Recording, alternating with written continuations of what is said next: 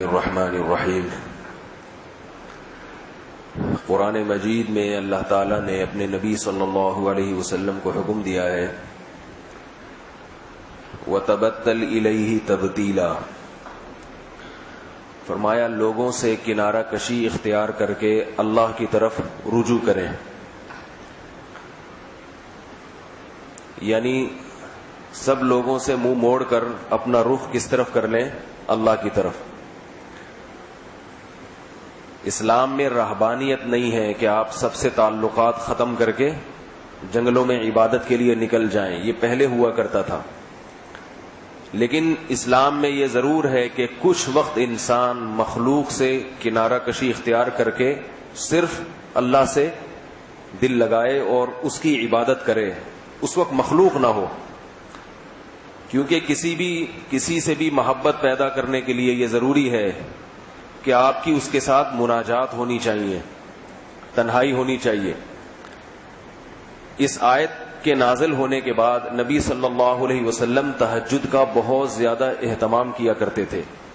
دن میں تو آپ صلی اللہ علیہ وسلم کے بہت سارے کام تھے، بیوی بچے بھی تھے، اس میں دعوت و تبلیغ کا کام بھی تھا، تو جو ایک انسان کی دن بھر کی مصروفیتیں ہوتی ہیں اس میں وہ لوگوں سے الگ تھلگ نہیں ہو سکتا، اور ہونا بھی نہیں چاہیے اس کو، کیونکہ دنیا بھی چلانی ہے۔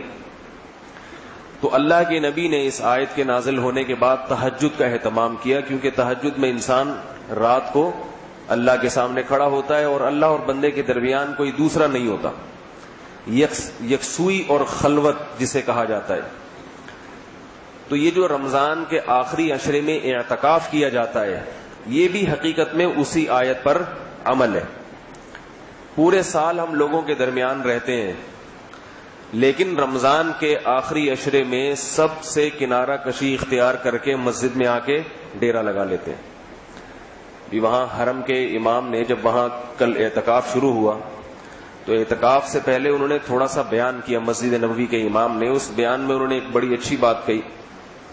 انہوں نے فرمایا کہ ایک تو اعتکاف ہے فقہی، یعنی فقہ کے اعتبار سے، وہ تو یہ ہے کہ آپ یہ جو 10 یا 9 دن ہیں یہ مسجد کے اندر گزار لیں کسی بھی طرح سے، تو اعتکاف آپ کا درست ہو جائے گا۔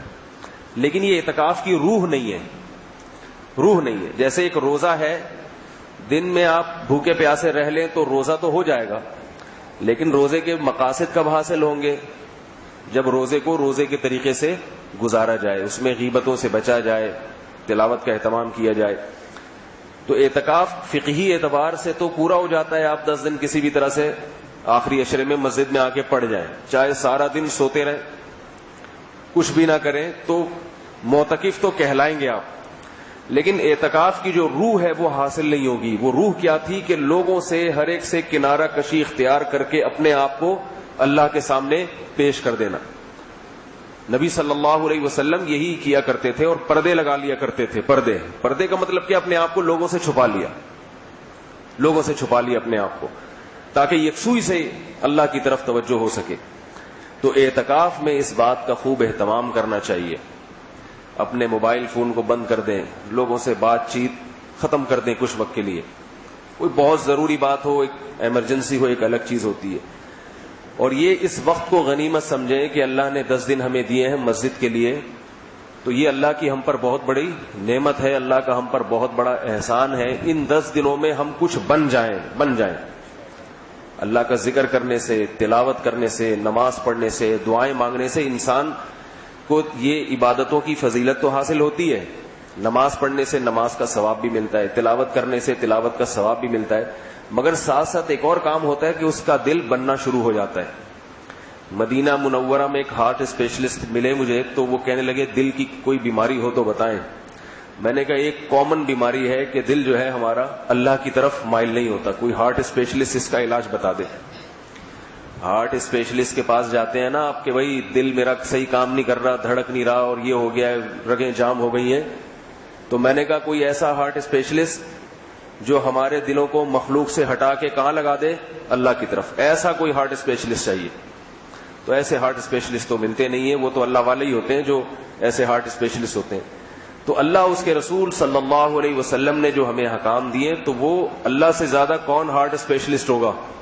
تو اللہ نے کہا تمہارے دل کے اندر جو گندگیاں بھری ہوئی ہیں دنیا کی، پیسے کی محبت، دولت کی محبت، دنیا دنیا دنیا، بس میں زندہ رہوں، زیادہ سے زیادہ میں مروں نہیں، تو یہ جو دنیا کی محبت کے گٹر ابل رہے ہیں جس سے انسان ڈپریشن کا مریض بنتا ہے. جب دنیا سے محبت کرتا ہے نا انسان، یہ بھی ہو جائے، یہ بھی ہو جائے، یہ بھی ہو جائے، میری یہ حاجت بھی پوری ہو جائے، تو اس کا سب سے بڑا نقصان کیا ہوتا ہے؟ ڈپریشن کا مریض بنتا ہے وہ، کیونکہ ساری تمنائیں کسی کی پوری ہوتی نہیں ہیں. ایک تمنا پوری ہوگی، دوسری نہیں ہوگی تو دل جلے گا، ہائے یہ نہیں ملا، ہائے یہ نہیں ملا، پتہ نہیں کیا ہو جائے گا کل میرے ساتھ، پریشان رہتا ہے. تو اللہ سے لو لگا لے گا تو بھائی اپنی فائلیں اللہ کے پاس جمع کرا دی ہیں، بھائی ڈاکومنٹس وہاں جمع ہو گئے ہیں، اب کام ہو گیا، ٹھیک ہے، نہیں ہوا تو بھی ٹھیک ہے، ہم نے تو اپنا جو کام کرنے کا تھا وہ کر لیا. تو اللہ سے دل لگانے کا دل کو بڑا فائدہ ہوتا ہے، پھر کسی ہارٹ اسپیشلسٹ کے پاس جانے کی ضرورت نہیں رہتی، دل میں سکون آ جاتا ہے.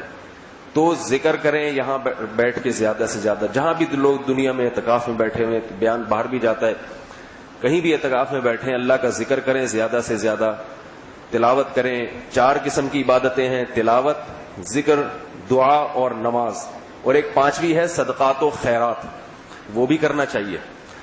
مسجد میں بیٹھ کے بھی کر سکتے ہیں آپ، اس میں آپ فون کر لیں گھر والوں کو، بھائی فلاں جگہ پیسے دے دو میری طرف سے، یہ عبادت یہیں بیٹھے بیٹھے ہو جائے گی. یا مسجد میں آپ کو کوئی غریب مسکین نظر آتا ہے تو اس کو چپکے سے آپ اس کے ساتھ تعاون کر سکتے ہیں. 4 عبادتیں تو جسمانی ہیں اور ایک جو ہے یہ مالی عبادت ہے، صدقات و خیرات. تو ان چیزوں کا بڑا اہتمام کرنا چاہیے اعتکاف میں. تو میں جلدی سے تھوڑے سے معمولات بتا دیتا ہوں اعتکاف والوں کو، اور وہ بغیر اعتکاف والے بھی کر سکتے ہیں، کیونکہ کوئی معمول نہ دیا جائے تو پھر خود سوچتے میں ٹائم گزر جاتا ہے.